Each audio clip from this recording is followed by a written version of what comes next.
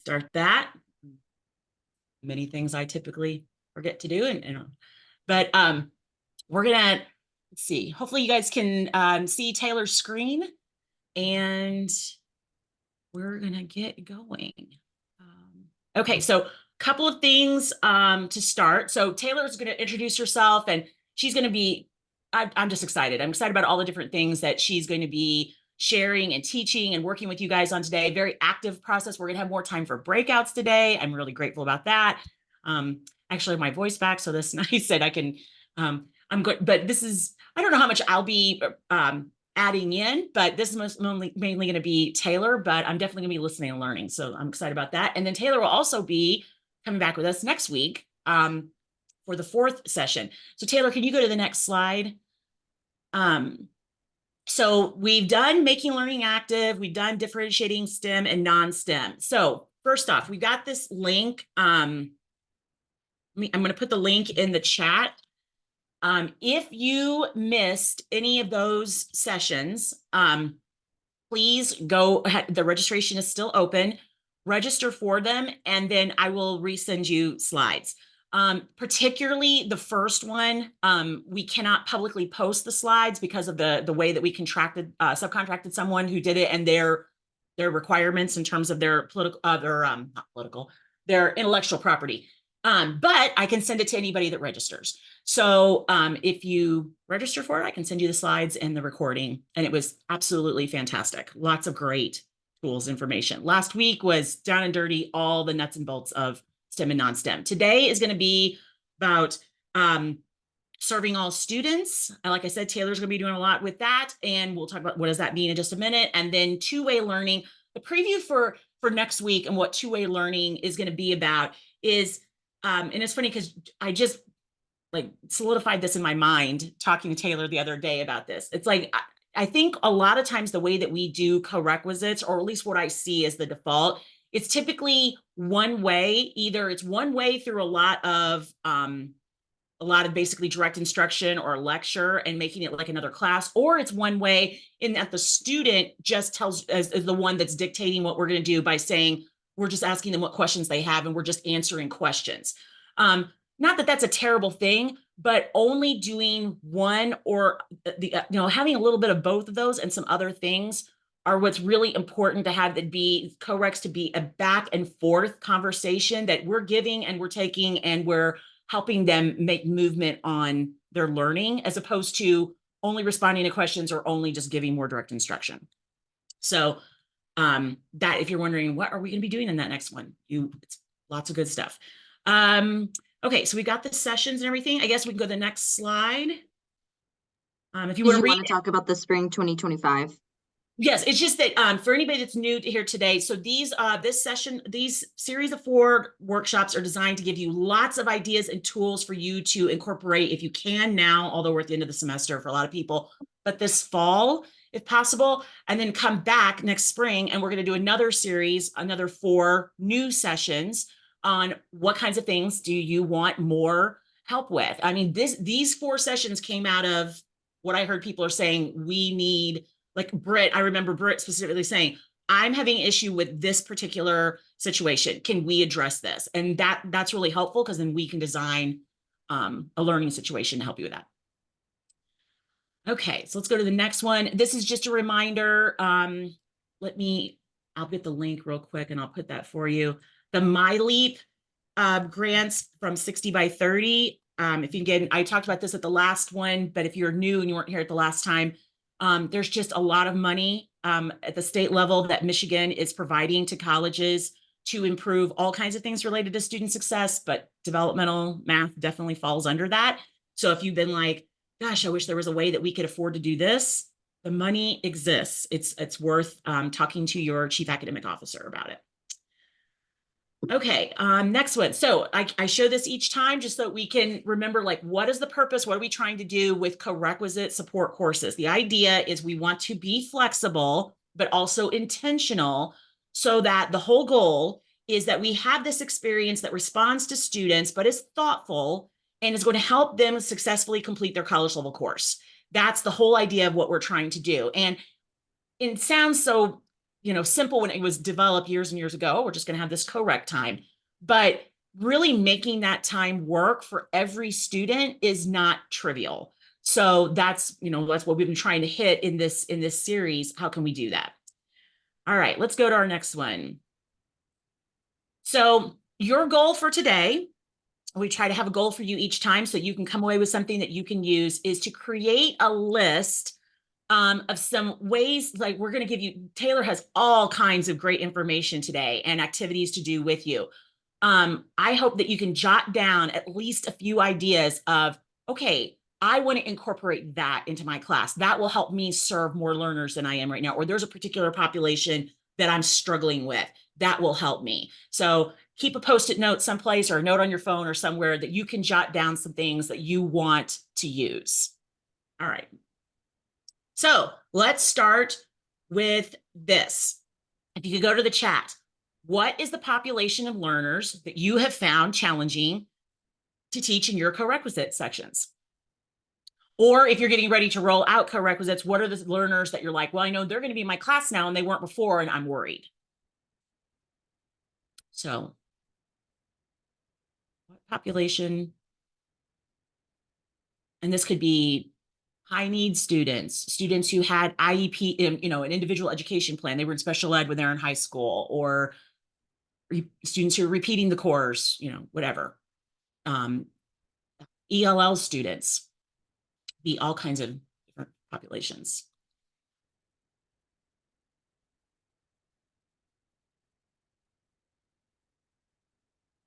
And Taylor, pardon my stupidity, what is FGCS? I should have written that out. I think it's so funny. We have so many acronyms. When I was in a secondary educator, we had to give a sheet of acronyms to our new teachers. First generation college student. Thank you. Okay, yes. No, that's my fault. I told myself I wasn't going to do that anymore after I don't have to write everything in APA, but here I am. Well, and some schools will call them FTIC, first time in college, but that isn't necessarily first generation. That could just be new students. So you're right. Developmental level students who work full time. Those have missed. Oh, excellent. Yes, those have missed a lot from K-12. Yeah, I heard someone say this recently. It's like they've all missed. A lot of the students we have right now have missed 2 years of math, but it's not the same 2 years. That's kind of hard when it's all different places. They've got a hole somewhere, but it's not the same across the board. Where? Anyone else, if you have groups that you like, they're like these are the ones that are challenging me, throw it in the chat. Definitely want to have that. And then let's go to one more, and then I'm going to turn it one more slide, then I'm going to turn it over to Taylor. So the main thing about what we're trying to do today is that when you have a co-requisite class, we have a variety of students in terms of abilities and needs. Now, and Taylor, you can go ahead and hit the bullets so that those different groups show up. I will say, because I started thinking about this, I'm like, these students all exist in our other classes too. Why is it? So I would love to hear from you guys. We have these students in all of our classes. Why is it more pronounced in co-requisite classes with students have, needs? You can unmute or you can type. What is it that you're seeing that makes it harder in a co-req class to deal with these same challenges that you'd have them in your college algebra class?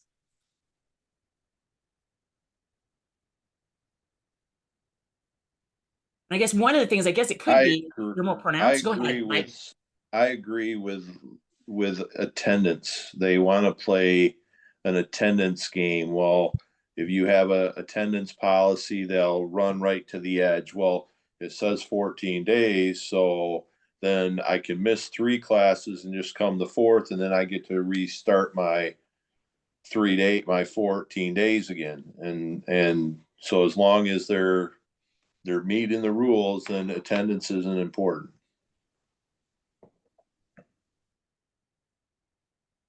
Mike also put before my comment, it's the same population, just a co-requisite class. I don't know if you saw that. Yeah. And I'm wondering too, though, is it the same populations we're used to working with, but is it more pronounced? Do we notice it more in a co-req class? some of the challenges that we have. Because in some ways it's like, well, we have these learners in all of them. And I think honestly, just because I've been teaching a really long time, I do think we've always had challenges in teaching, but I do think it is harder than it used to be. I don't know if others agree with that, but if you've been teaching as long as I have, I've been over 25 years, it's like there are things now that we're struggling with in some ways that I didn't always have before. That makes it more challenging. Yes, the populations in which you're asking more commitment from. I read somewhere just the other day too, is like we have to remember, like collectively, we still have a lot of trauma from all that we went through with COVID and all of that. There's things that have changed forever in our society from the pandemic and what everybody went through. And it's not like I want to blame everything on COVID, but I feel like we have to acknowledge it's a force. It's something that we will be dealing with for a long time. All right, Taylor, let's hit it. Hi, everyone. My name is Taylor Darwin, and I'm so happy to be here with you guys today.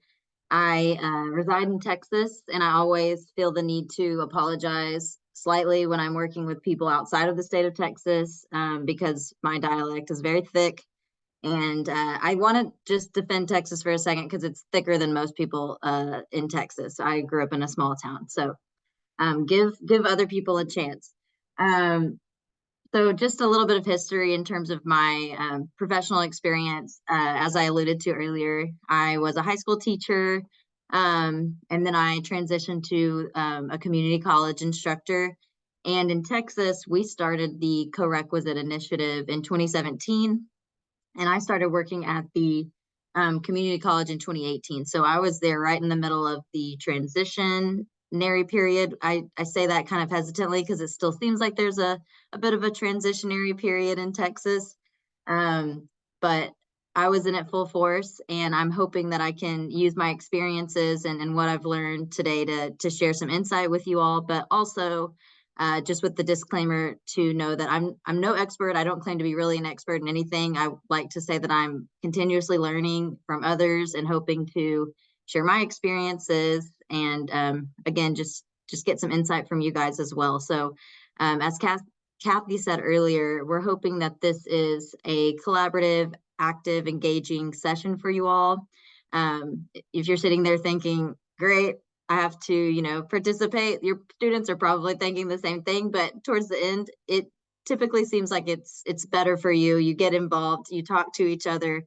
Because I've sat there in professional developments as well, when I just kind of want to listen, but I don't learn as much. And so we're hoping that you're coming in with an open mindset and willing and ready to participate. Currently, I'm an educational researcher. I just received my PhD in August, so I now work for the University of Southern California. I'm still doing kind of the research side of co-requisites, and I took a semester off of adjuncting because I just had my second baby in March, which, as you all know, well, I'm not sure when your semesters are, but for Texas, March is right in the middle of our semesters, so that wasn't feasible. And then in addition to what I've just kind of mentioned, I've also had experience as a professional learning facilitator for Kathy and other organizations. And this is one of my favorite things to do just because I love talking to educators. I typically get almost as much of it as I hope that you get from me. And lastly, my most challenging position is a mother. Like I said, it's a continuous improvement. One of the things that I don't claim to be an expert in, but I feel as if I need to mention that.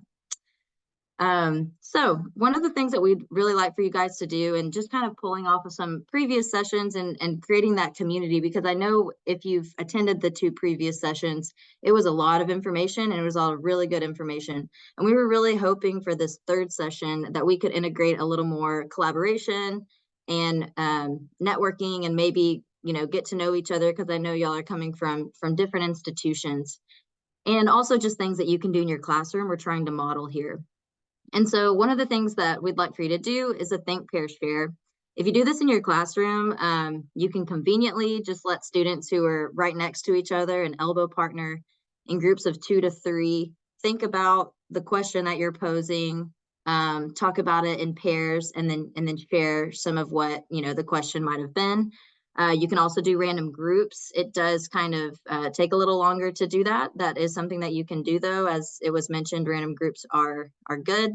And then of course, if you're in an online session, then that's typically done via breakout rooms. And so we're going to do a quick breakout room. It's not going to be super long, but you're going to be put in groups of 2 to 3 by Kathy. And I'd also like to mention that if you're having trouble thinking of ideas, I don't know what I want to do for this Think, Pair, Share, it can be done as, like a warm up exit ticket in the middle of a lesson. And if you think I want to do something based off of quadratic equations and finding the roots, I want my students talking about this. I just did the same thing. I asked ChatGPT, what is a good Think, Pair, Share for math faculty? And so ChatGPT has a lot of really good information too. If you're kind of struggling for ideas, here's my advocate for an AI system. But Kathy, have you had time to put these groups together yet? Awesome. So what we're going to do is we'll probably put you in there for about a minute or two. I don't want it to be too long, but I also know once we end it, there's that 60-second countdown. So stay as long as you want to the minutes up if you need to. And I hope you have some good conversations and share with each other what is your most memorable teaching moment or lesson, and maybe even a why. Okay. And all right, I'm going to open all the rooms. Hopefully, are you guys getting a pop-up that's showing you the room you can join? Yay. If you're not, go to the 3 dots at the bottom and click breakout rooms, or let me know and I will move you.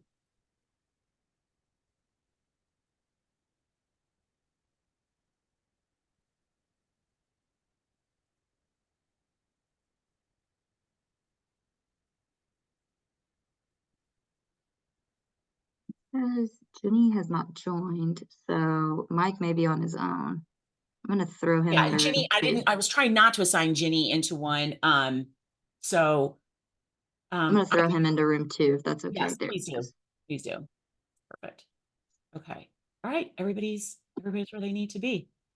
Okay, I'm going to set a minute timer. And can you go ahead and put in because I think, or we can do broadcast. If you can, I want to give them the instructions again, what they're supposed to be doing.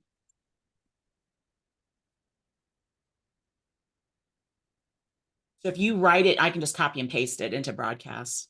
Perfect. Okay.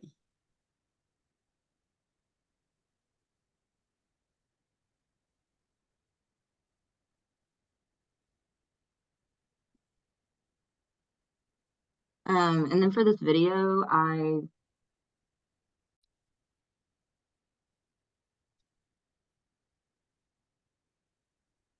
they're not coming back. That must mean they're talking to one another. Yay!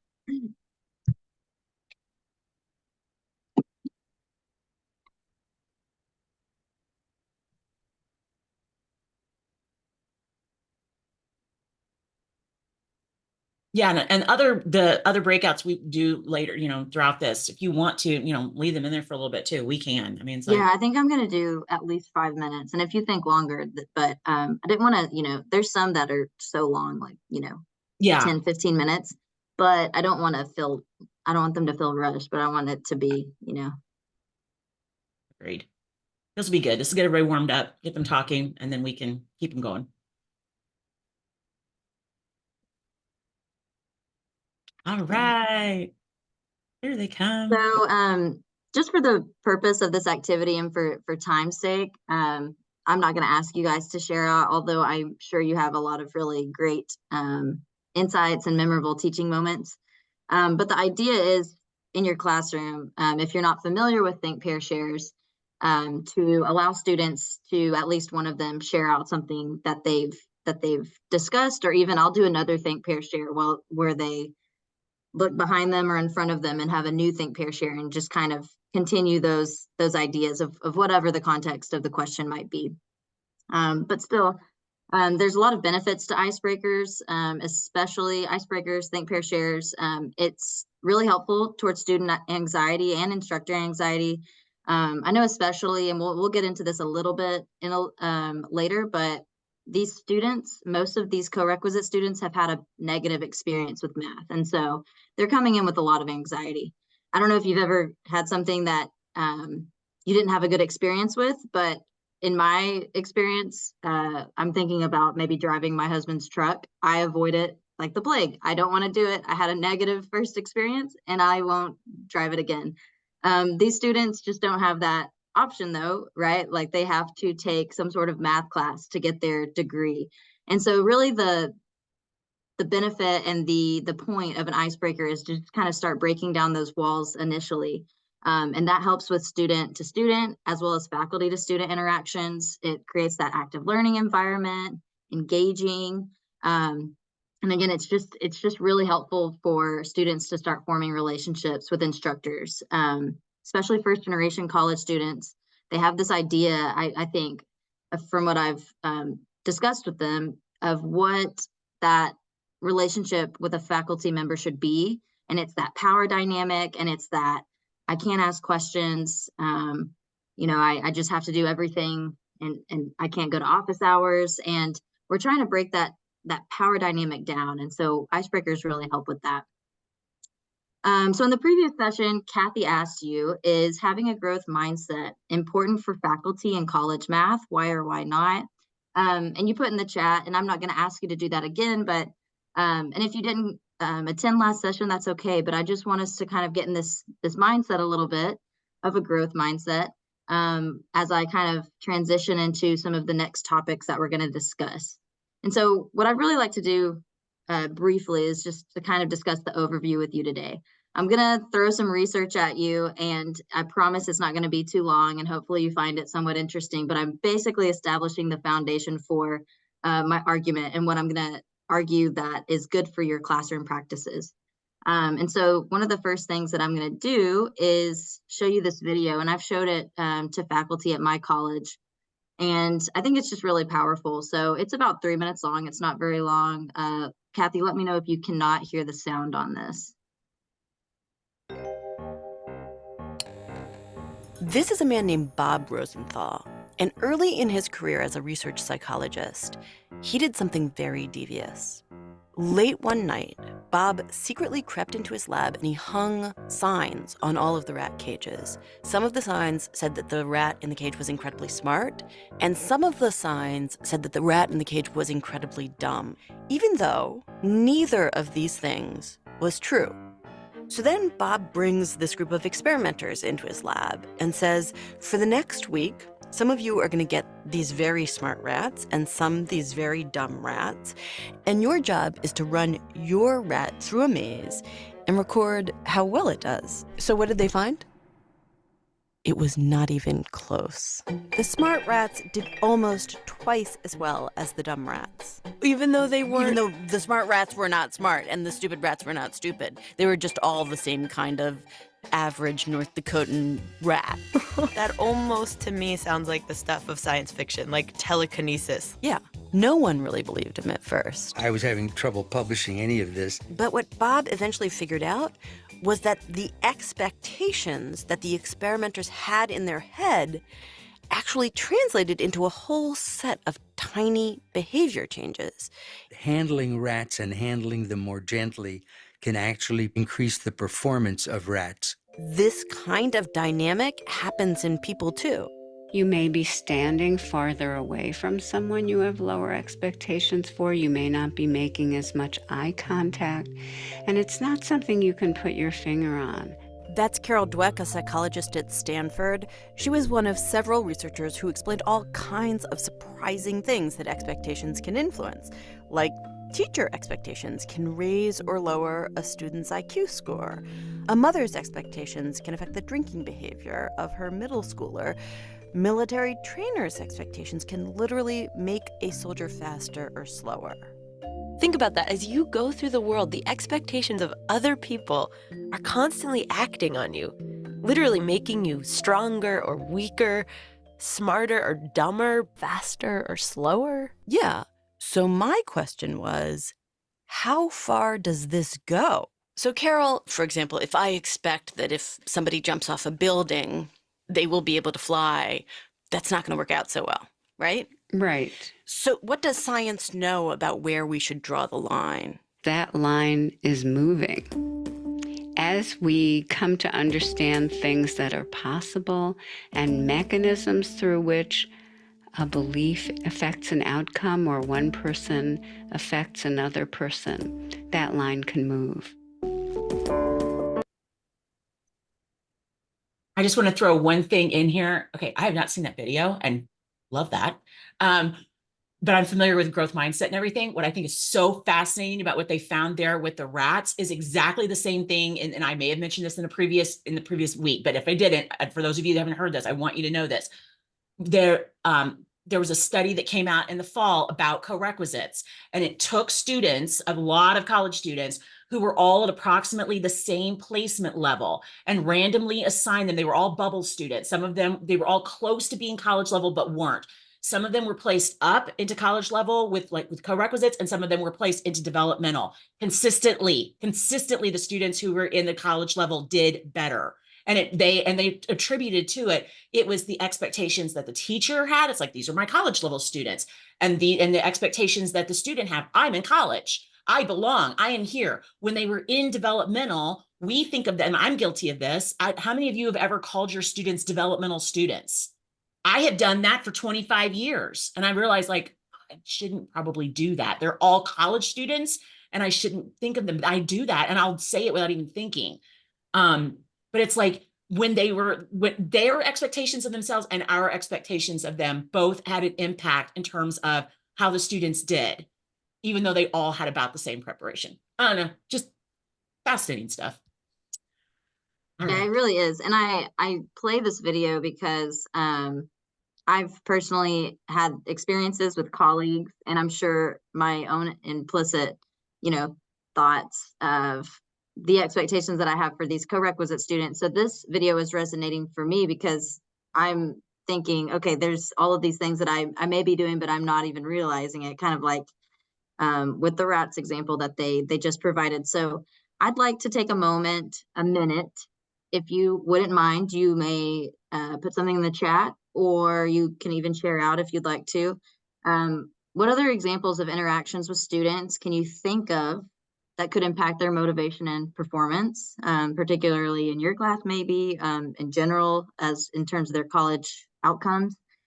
And then, just to kind of get ready for our next conversation, what does an equitable classroom look like? What does an effective classroom look like? How can we achieve this through the lens of our co-requisite courses? That's a lot of questions. You don't have to answer all of them, but if you want to think of, a response to a few, or even one, and feel free to share out as well if you'd like.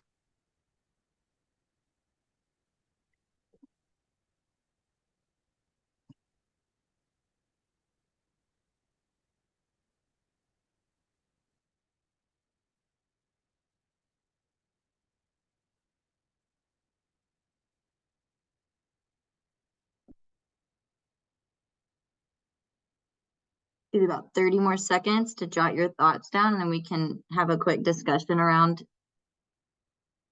your chats.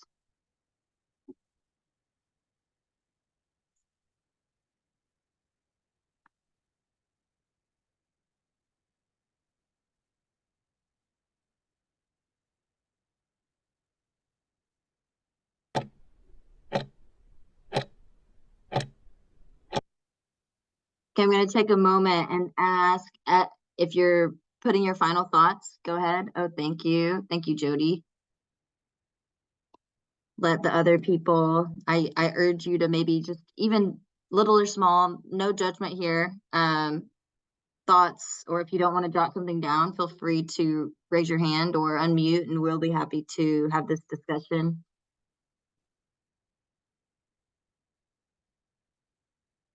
Jody's talking about building confidence. I like that. Power in small wins.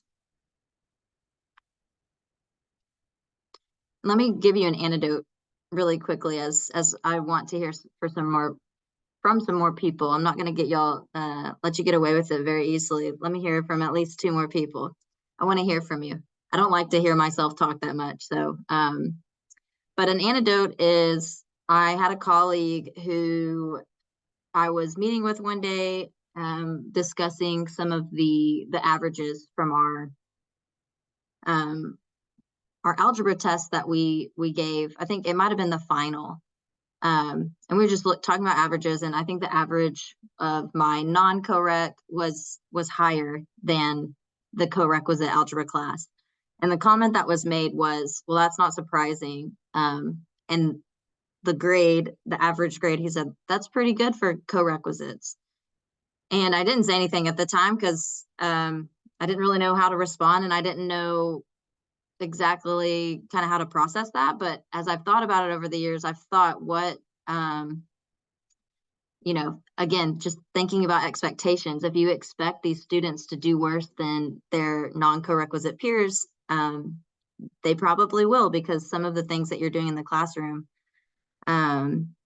may kind of rub off on those thoughts. So I just say that, and I've always thought of this video, and I've always thought of that example as kind of where we're thinking about our mindsets. And I know my colleague used to call this the frou-frou part of math, and the frou-frou part of learning. And I hope that you don't feel that way, especially as I am starting to show you some more research, because these things really do matter. I mean, they're incremental changes, incremental decisions that you're making every day in the class that are really making an impact on these students.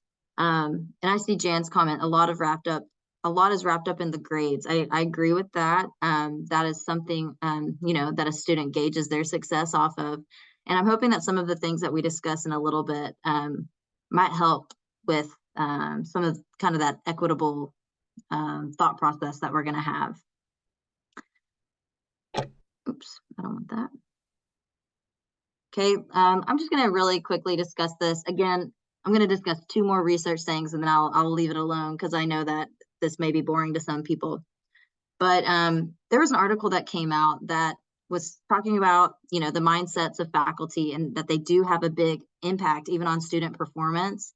And when they looked specifically at students of color, it had an even bigger impact on students of color. So just to briefly describe this, you can read the article if you want, or I can summarize it in the next minute.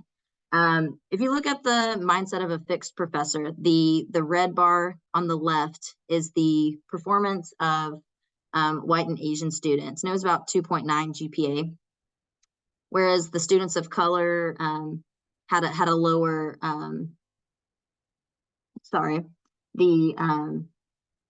The white students was 2.9, and the students of color was 0.19 less than in terms of GPA. But when they looked at the achievement of the students with a growth mindset professor, those went up kind of significantly.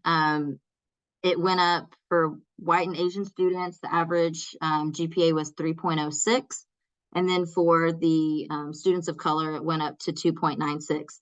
And the point that I'm trying to make here, and I think the point that they made, it's been a while since I've read this article, is by having a growth mindset, it's not like you're only looking to improve the outcomes of students from certain groups or certain populations.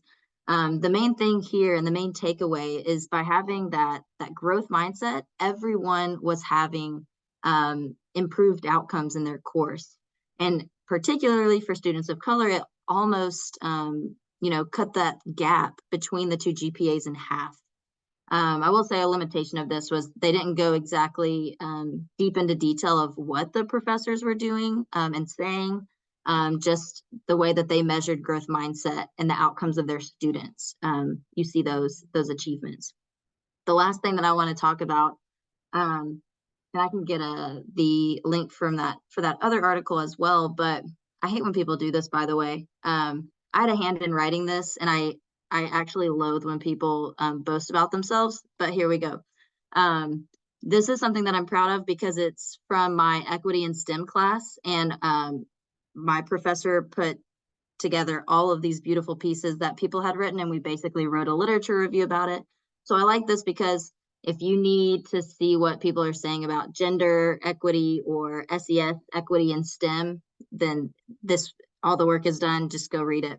But I like this because we use this framework from Rochelle Gutierrez, and I really like her definition of equity, she says it's the ability to predict mathematics achievement and participation based solely on student characteristics, such as race, class, ethnicity, sex, beliefs, and the proficiency in the dominant language.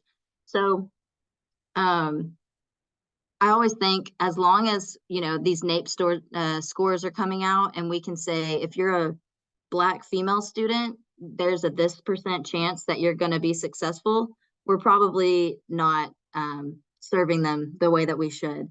And so just kind of thinking about this equity argument, and then, so that was within the lens of STEM. Now within the lens of your developmental students, last research slide, I promise.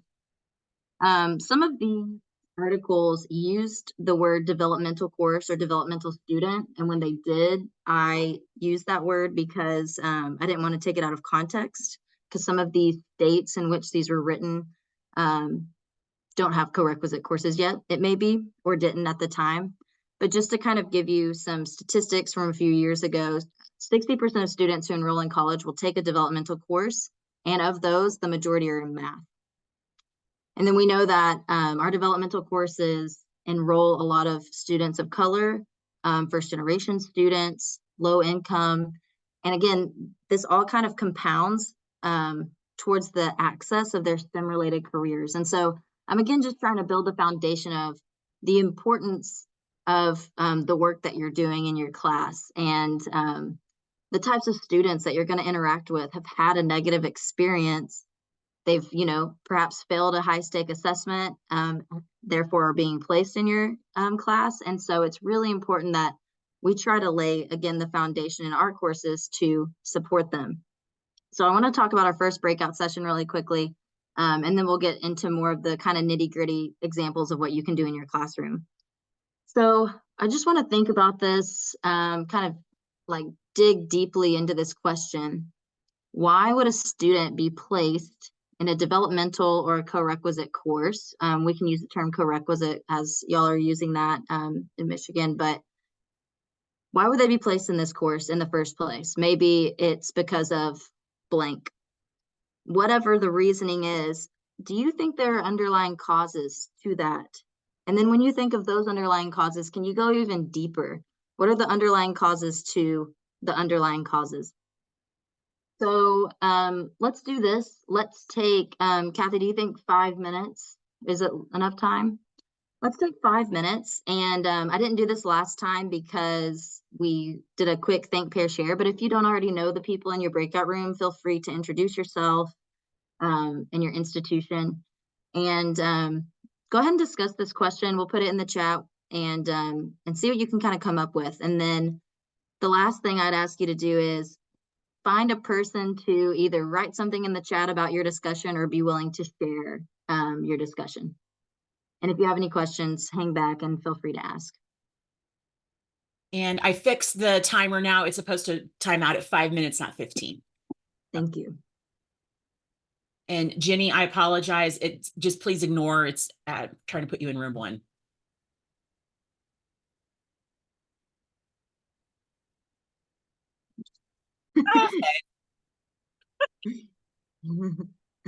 We've got about 20 seconds left until everyone returns.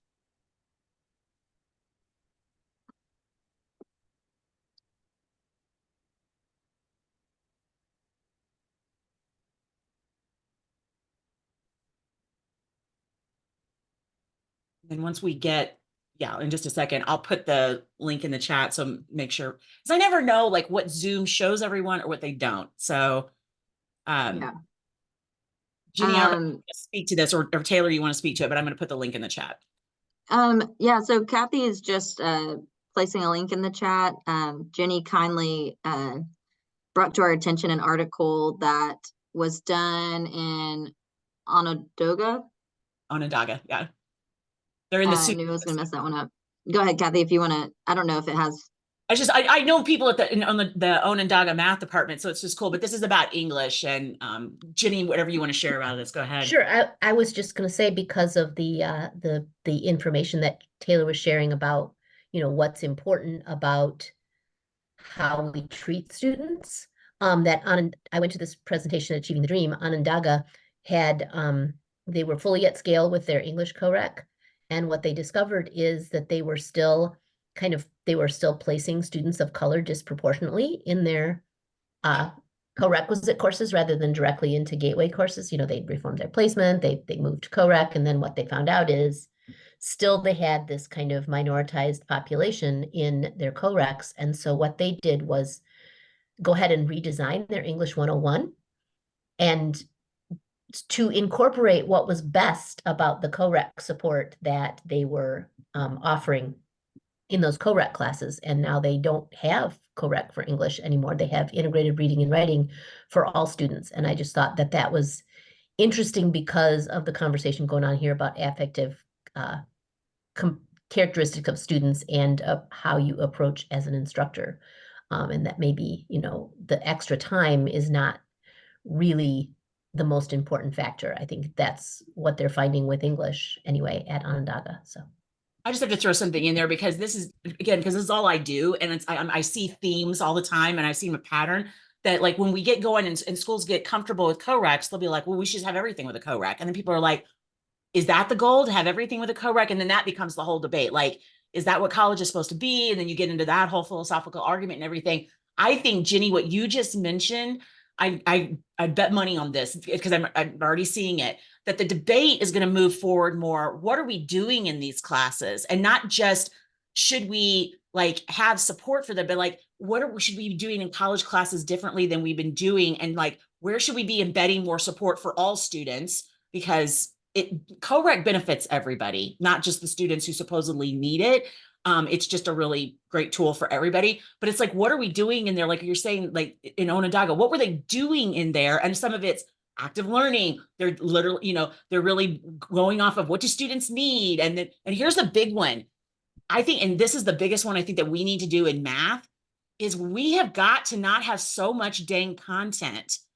Someone said this earlier in the chat. They feel like they're so pressed for time. I always said this to my students, literally on day one, we're behind. And it's like, it should not feel that way, but it does. And it's like, that's one of the things I think we still need to continue to like update is we need to clean out the closet a little bit, that not everything is as important as it once was, especially in the day and age that we live with technology. And where can we gain more time for processing and understanding and eliminate some of these things that aren't as essential as they once were. So I apologize. I agree. And talk. I'm sorry, Taylor. Go. No, that's okay. No, this is It's good. making me And think. thank you, Jenny, for sharing that. It's very helpful insight and just kind of some good things to think about. And this is one of the reasons that we wanted to do breakouts, is so people can discuss. And so kind of in that realm, if you had a representative from your group, feel free to put in the chat, or even if you weren't deemed the lucky person, feel free to put in the chat kind of some thoughts. Or on the other end of that, if you don't feel like typing, feel free to unmute and let's just have a discussion about this, kind of breaking down, I guess, the root of the problem, if you will, but lack of a better term. My group, because I'm not into typing, but we said that people got in our classes by placement tests, but we also felt that the placement tests weren't wrong. So we talked about how, you know, yes, it's a high risk event, but when they got to your class, they didn't place wrongly when you saw the skills that they had. So we don't feel that the placement test is doing a bad job of putting the students there. And then the bigger thing was, just because they were in a co-requisite course did not mean they were going to do worse. It was more important their time on task, if you measured that, and commitment to the class was a better predictor than their placement score. Yeah, thank you, Mike. Any other, thank you, Brenda. Gaps from middle school. Yes, this is becoming, sorry, go ahead.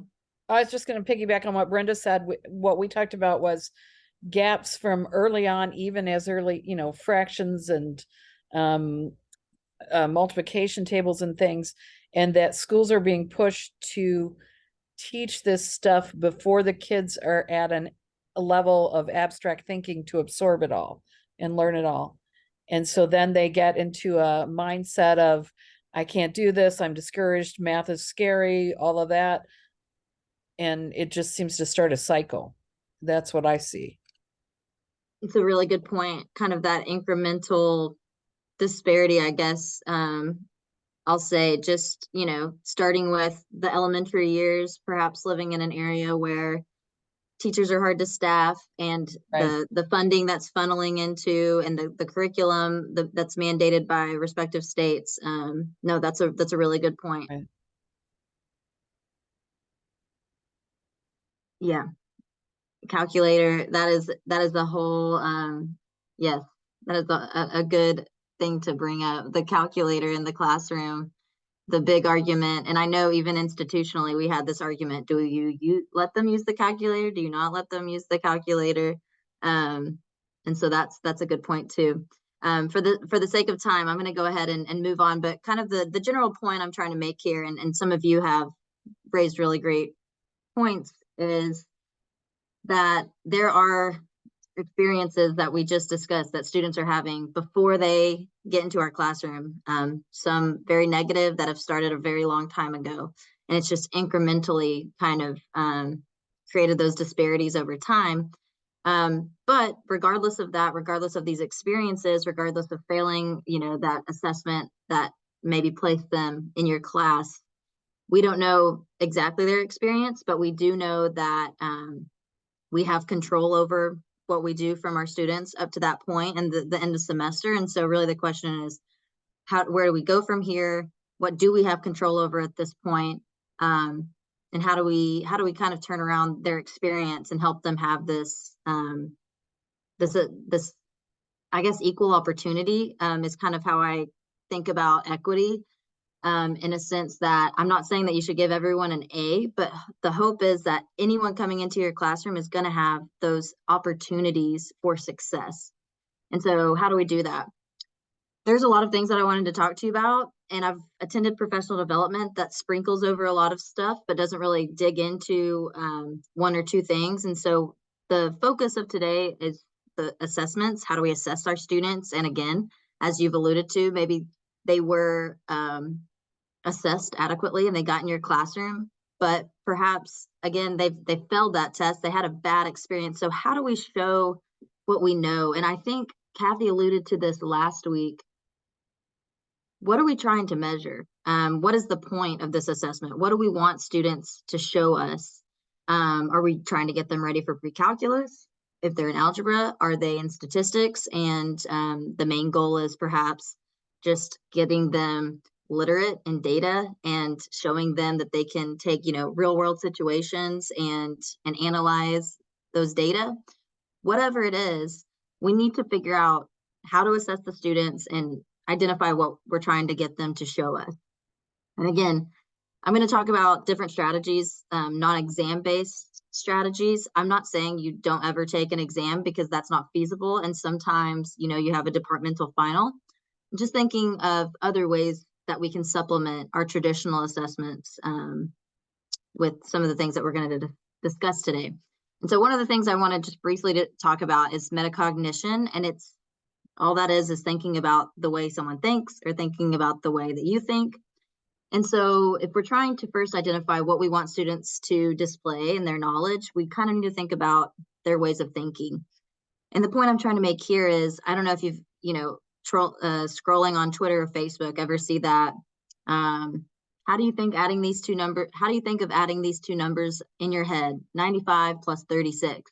And there's a lot of comments, and a lot of people don't know how to add, apparently, when you start kind of digging into the comments. But there are some, and you're like, okay, this is a cool way of doing that, or this is a different way. And really, especially in math, we think about all the different ways there are to get to the same answer, and different ways of displaying that knowledge. And so again, the point I'm trying to make here is allowing your students to show their different ways of their thinking and what they've learned, and kind of, establishing that discourse in your class. Where is that? There it is. I'm going to talk about this, and then I'm going to go back to that chat. So here's just a few strategies that you can use in your classroom. They're very quick. You can do a pre-assessment and just encouraging the students to think about their thinking. What do I know about this topic? You know, kind of like an introductory type of pre-learning that they've done over, I don't know, quadratic equations. You can also do the muddiest point in helping them identify their areas of confusion, and helping them identify their areas of confusion. It can help you further help them, and then it can help them identify what they need to work on. You can also do post assessments, pushing them to kind of recognize that conceptual change and thinking about, you know, the way that they've learned and the things that they've learned, the concepts over, you know, a period of your class. And lastly, you can ask them to do reflective journals. And I'll be talking a little bit more about reflection later on, but I'm actually going to skip that chat for now because I want to do some other things now that I'm kind of thinking out loud about it. But one more thing that you can do, and then I'll get into assessments, because we're kind of talking about, okay, we think about the way students learn. Once they do something, how can we give feedback? And then I'm going to talk about what we need to do. So what can we do? Carol Dweck, who was mentioned in the video that we watched earlier, talks a lot about feedback practices, and Kathy alluded to this in her last session a little bit.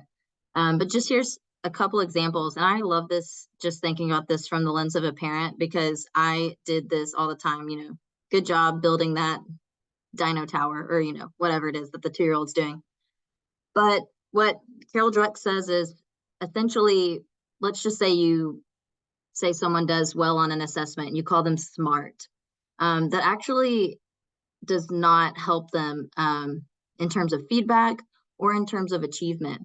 Instead, when you provide feedback based on the process, not the outcome, but providing feedback on the process of the learners, that helps them reflect on that learning and essentially make intelligence viewed more malleable.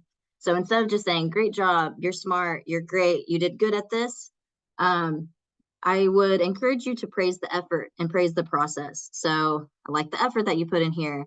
It's okay to be confused. That's a good sign. That means you're working on something new. I'll let you read the rest of those.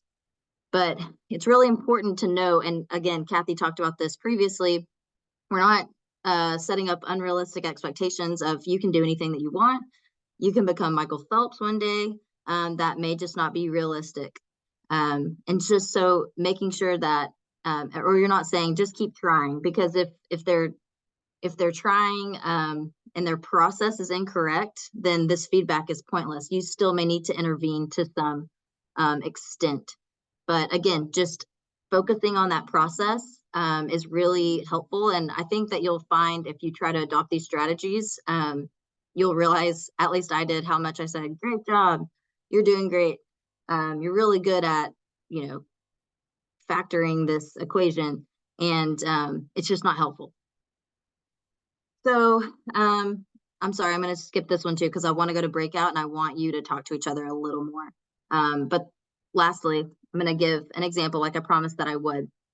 So I'm going to talk about low floor, high ceiling. So first of all, low floor, high ceiling essentially is a concept that thinks that any learner can come in at whatever their level, and the you know, the outcome can be really high. So I should be able to ask this question to anyone in my class, and they have this equal opportunity, this low stakes essentially opportunity to really have this high achievement.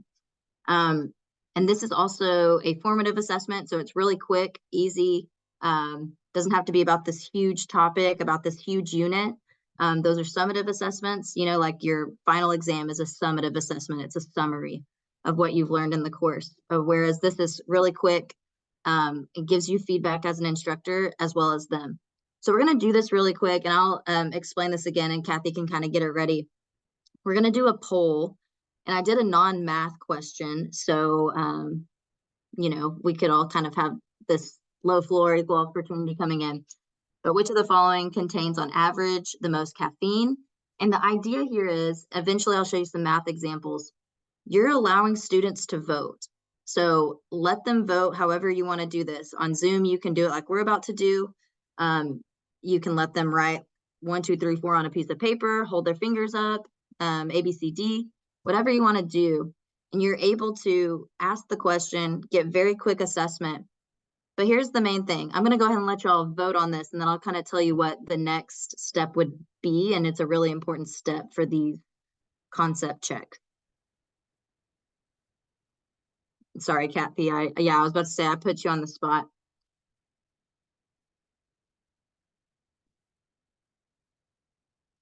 And while she's doing that, I'm going to post something in the chat here. I think this is right. Yeah. All right. So I've got this. I've got it made.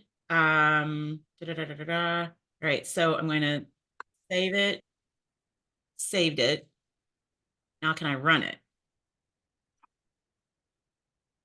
Okay. So It's okay. launch. It's not. Okay. Oh, yay. Yay. So please, you know, best of your ability,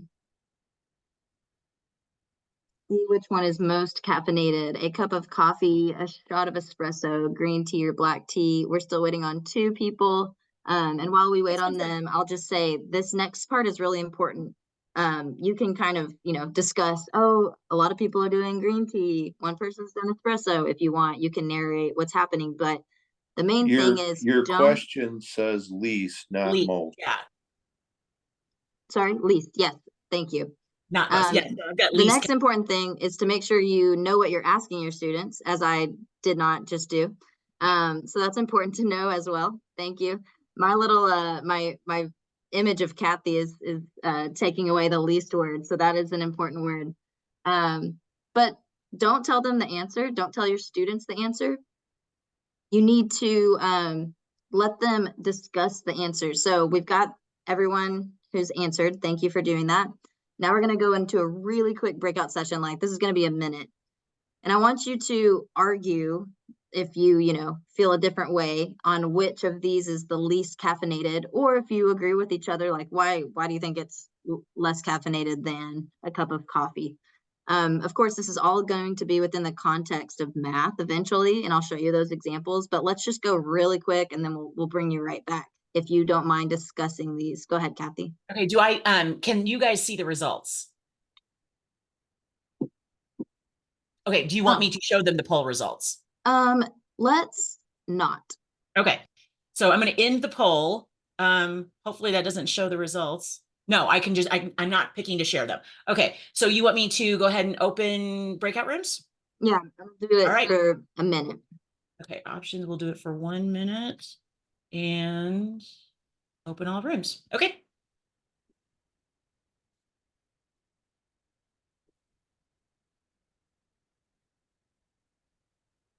So least. Least, yes, thank you.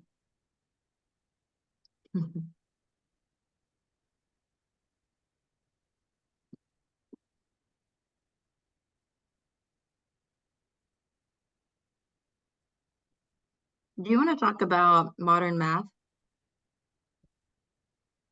So we'll just refer them back to that page. Great.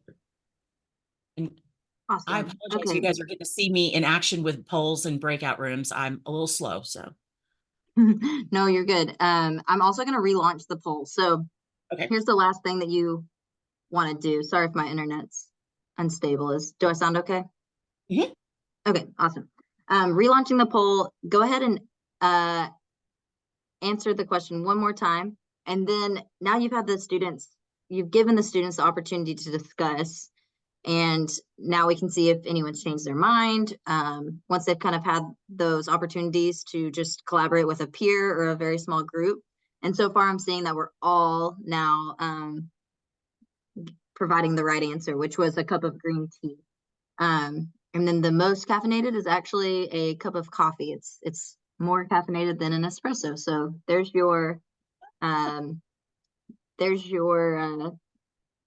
I'm giving you the free will to go have your cup of coffee, and it's all good. You don't even have to Coffee worry. is more caffeinated than espresso is? According to this poll, and it's a shot of espresso, 1 ounce Okay, just a compared shot. to Okay. 8 Yeah. ounces of coffee. Yeah. All So right. I learned there's something. that. Although it doesn't, do the job as quick, I guess. Okay, really quickly, I'm just going to talk about how we can do this through the lens of our math classroom. And thank you guys for voting, and thank you guys for doing that. How do we do it? We can choose multiple choice questions, use questions from the book, use questions that you think of. Make sure to pick wrong answers that correspond with some common misconceptions that you're having. I sent this library link into the chat earlier, so you're welcome to look at that as well. Here's some math examples. You can include a none of the above. You can include true false answers. You can include, true false with justifications. I think this is true because, I think this is false because. And again, these are really quick ways to assess your students. It can be done at the beginning, middle, end of the class, but I love using these in my classroom. I think, yeah, go ahead, Kathy, if you want to jump in here. Okay, so I have a treat for all of you guys, and I will put it in the email because I know not everybody was able either. We had a lot more people than this than registered, but not everybody is able to come. They're going to watch the recording, or they had to leave because they had to do something else, like possibly teach. So I realized, I'm like, oh, I want you guys to have access to Modern Math. So Modern Math is a platform, and actually, I'm pretty sure, Taylor, you worked on one of the projects that contributed to Modern Math, but it started out of the pandemic. I contracted people from all over the US. We provided all kinds of like resources and trainings as teachers were moving into the remote classroom. That's where it started, but then it continued to grow. We continued to add to it for years. And so it's this platform that has on-demand trainings, and it has tons of ready-to-use resources. There's no cost to you. You have lifetime access. When I get the recording of this back from my assistant, I will take Taylor's slides, I will send it to you with the link to Modern Math, as well as the login and password and information if you want, because what I'm going to do is send you guys, basically, I've created like a Michigan login, and then you can have your own login. So if you want to be able to track your progress and be able to know, like, oh, I watched this video and I want to come back to it and pick it up where I last left off, you can have your own login.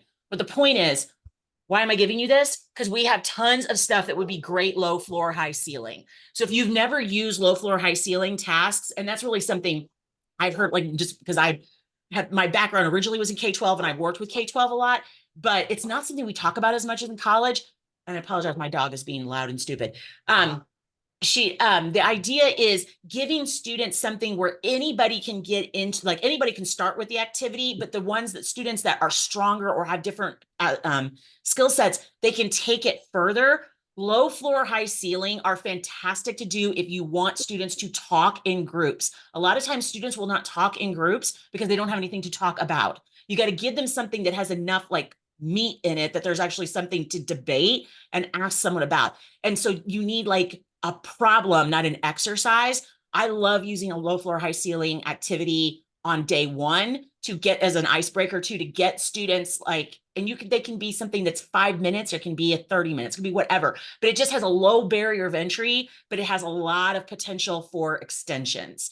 And if you're like, oh, that'd be cool, but I don't have time to make those, you don't have to. Okay. So you're going to get access to Modern Math. And if you're like, oh, I already have that, and you're like, I've forgotten my login, let me know. I will get you in touch with Debbie, who runs that for us, and she will get you your login if you already have access to it. Back to Taylor. Awesome. No, awesome. Thank you, Kathy. Okay, so again, just thinking about, let me put this in the chat really quick. How we're assessing students. What is the big picture here? What do we care about? Do we care that they're, able to do ABCD in their eventual calculus course, or are we trying to, get them to be proficient in data literacy in their statistics course? Whatever it may be, you need to kind of identify what that big picture is. And that may be, depending on your departmental structure, done within a group. You may be standalone course, but however that is, you need to start thinking of that idea. And again, I know that a lot of people and a lot of institutions do departmental final exams, which I'm not saying is not a good thing. I think that we need some sort of standardization so we can kind of be able to compare. But in addition to that, you can supplement your course, and instead of just making it high stakes assessments, there are other things that you can do. For example, in my statistics course, I did only projects, and they still had to take the departmental exam, and they did not suffer because of the projects. In fact, I think that it's been a few years, but I want to say that they on average did better than some of my courses who had only done high stakes assessments. Exit tickets are a quick way to assess. Again, these are kind of formative versus summative, but exit tickets are really quick. Low floor, high ceiling, what we just did. You can do group activities. Just make sure that your expectations are really clear, because, you know, there's always those group members that want to do everything, and those group members that may not be as excited about some of the group projects. So making sure that your expectations are clear. I found that contextualizing problems are really valuable for students, you know, connecting it to their real life. The link that I put in the chat is just something that I threw together for this data literacy project, and I did it last week, so you will probably catch a typo. Apologize for that. But just saying, these are 3 different ways to assess. There's an exit ticket, and it uses a map from the New York Times that's really interactive, asking questions about the map. An exit ticket, a project rubric. You don't have the project information, but just kind of showing you those clear expectations that you can provide to students. So again, the real life, you can personalize it. So I was teaching financial literacy, and one of the things that I did was I made a project worth 30% of their test grade. So they still had to take the test if you were really into, you know, exam-based assessment, but I supplemented it with a project, and they had to calculate their worth. And it was based off of a movie that I saw on Netflix, where there's this lawyer who had to calculate how much money someone received when they died.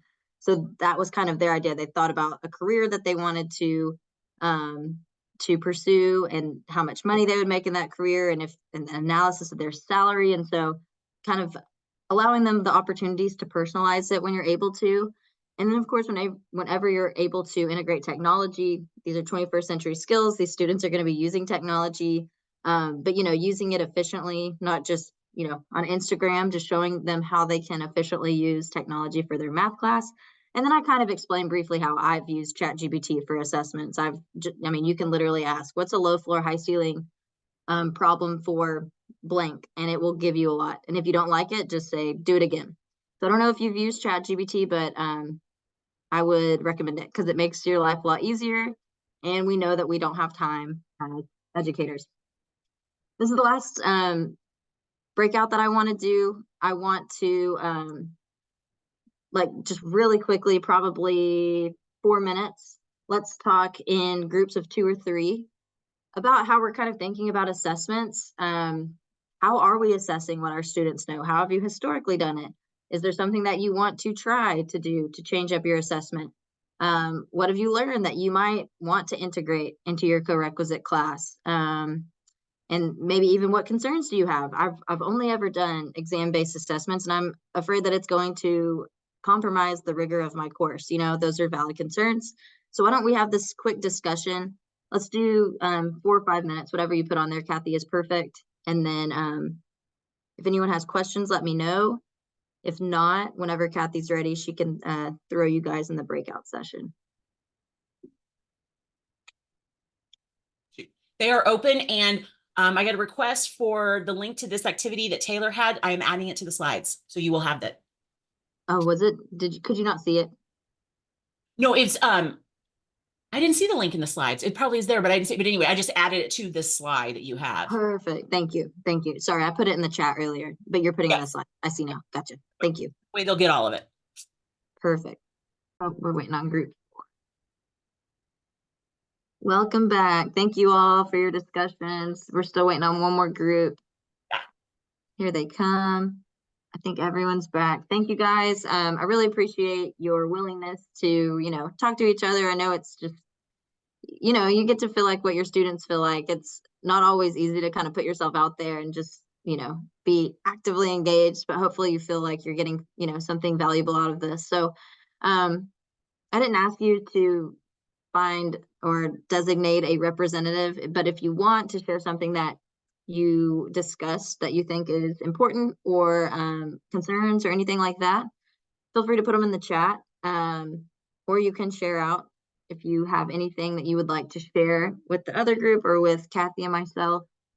But assessment's definitely one of those things that we have traditionally used one way in college, and it doesn't mean that that's the right way. Again, I'm not advocating for total no non-exams. I know that's just not feasible for some of your situations, but again, I'm arguing for maybe just allowing students different paths to still display their knowledge in different ways. So I'm going to pause for a second and see if anyone has questions, concerns about anything that was discussed, things they'd like to share before I move on with our last 5 minutes.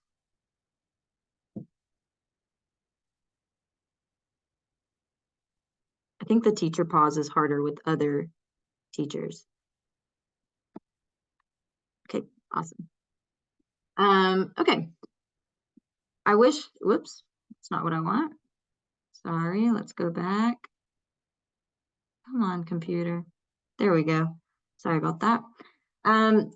This is something that I wish I could spend a little more time on, but we have 5 minutes. So this will be kind of the last thing that I talk about. This is arguably one of the most important things, in addition to, I think, adequately assessing your students. And that's establishing soft skills, and establishing that college knowledge, as some people refer to it.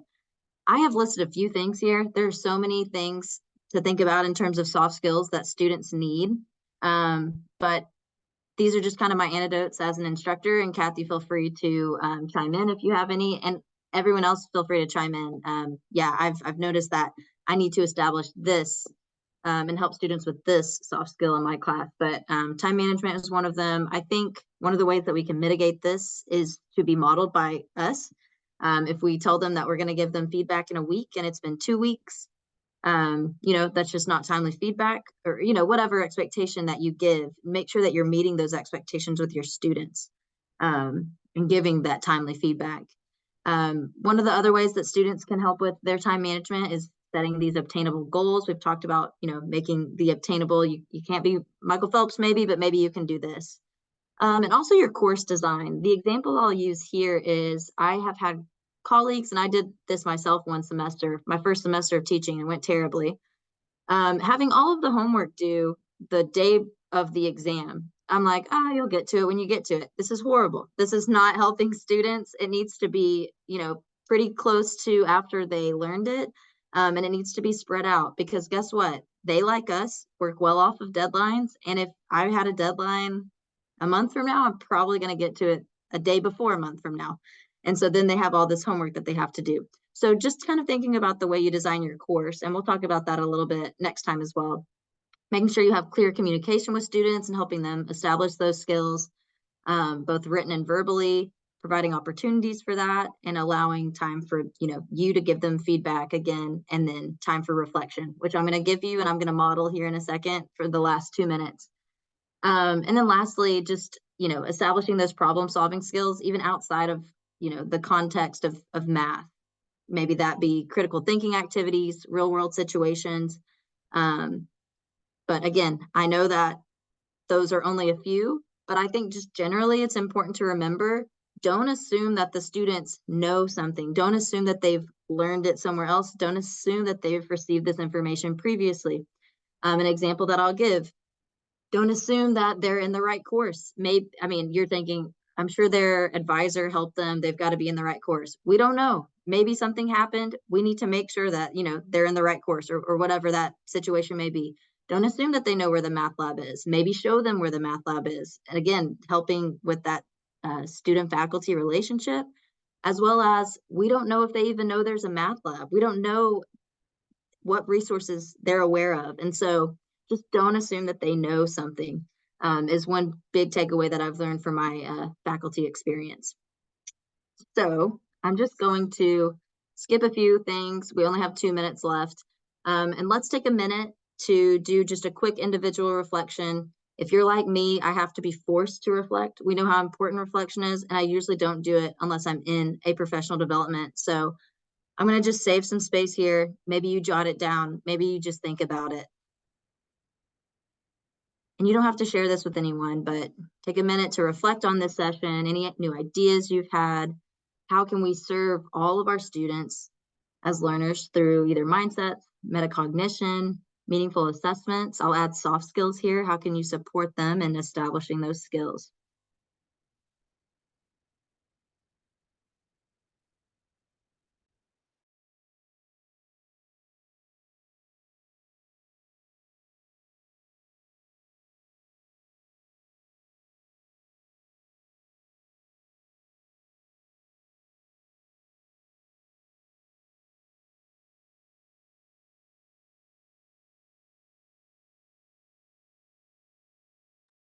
I'm going to cut these last 10 seconds off because I've got a minute left and I want to be respectful of your time. And I'm just going to go to this last slide. And I'm going to ask Kathy if she has anything she'd like to say, ending with. And thank you all again just for being present today and being active and engaged. I really appreciate it.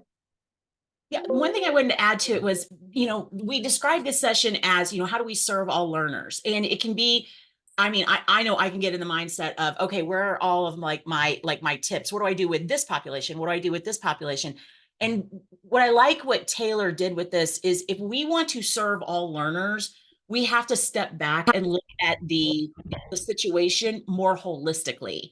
The classroom, all of it. Like, what do we control? Like, what are the things, like, we can control how we perceive of students and what we expect of them. And then what kinds of activities we have them do. There's still going to be some things that, like, there might be some program at your school or some special service at your school that might directly help a particular population. Like, maybe if you have a lot of veterans, or if you have a lot of first generation students, or you might have your trio program, it might help certain populations with things. But what we're talking about today, we're like, what can you do to build a classroom environment holistically that will serve all the learners that you have? And I think it's just an interesting way to look at this situation. It's not necessarily the first thing I would have thought of, but I think it's more useful and helpful than just like, well, for this population, do that. I think we really do need to step back and look at the bigger picture, and then you can serve everyone more so. All right, please come back for the last week. So you'll get a whole bunch of stuff next week. On Monday, you'll get the slides, you'll get the recording, you'll get the link to Modern Math, you get your login, all of that stuff. And then next week, we're going to do two-way learning. How do we ensure that we have a give and take throughout the Co-Req sessions, so that it is not just lecture, it is not just a homework answer session, it is all the things, kind of putting together all the stuff that we've been learning and then a little bit more to make that time work well for you and your students. Thank you so much, everyone. We will see you next week, hopefully. Thank you all. Have a great weekend.